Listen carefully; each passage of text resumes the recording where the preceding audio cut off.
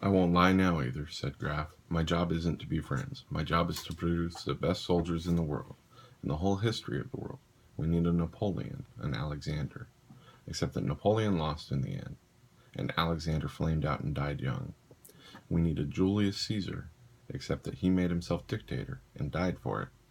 My job is to produce such a creature, and all the men and women he'll need to help him. Nowhere in that does it says that I have to make friends with children. You made them hate me. So? What will you do about it? Crawl into a corner? Start kissing their little backsides so they'll love you again? There's only one thing that will make them stop hating you, and that's to be so good at what you do that they can't ignore you. I told them you were the best. Now you damn well better be. What if I can't? Then too bad.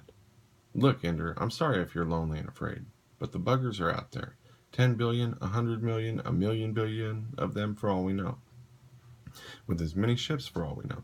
With weapons we can't understand, and a willingness to use those weapons to wipe us out. It isn't the world at stake, Ender. Just us. Just humankind. As far as the rest of the Earth is concerned, we could be wiped out and it would adjust. It would get on with the next step in evolution. But humanity doesn't want to die. As a species, we have evolved to survive. And the way we do it is by straining and straining. At last, for every few generations, giving birth to a genius. The one who invents the wheel, and light, and flight.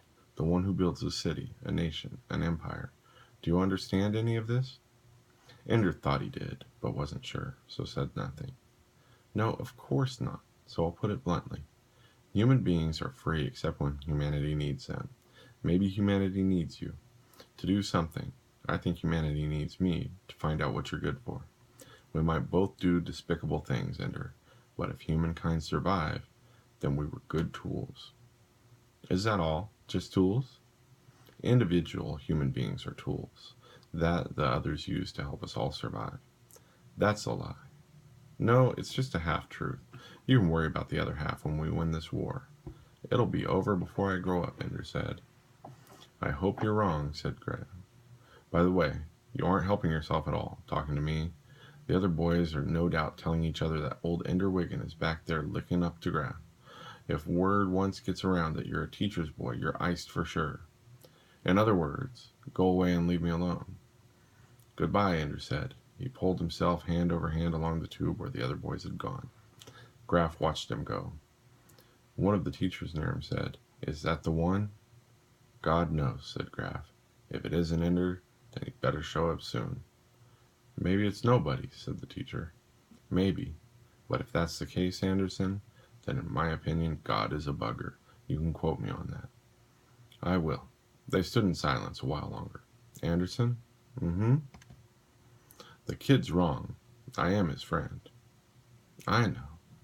He's clean, right to the heart. He's good. I've read the reports. Anderson, think what we're going to do to him. Anderson was defiant. We're going to make him the best military commander in history. And then put the fate of the world on his shoulders. For his sake, I hope it isn't in him. I do. Cheer up. The buggers may kill us all before he graduates. Graf smiled. You're right. I feel better already.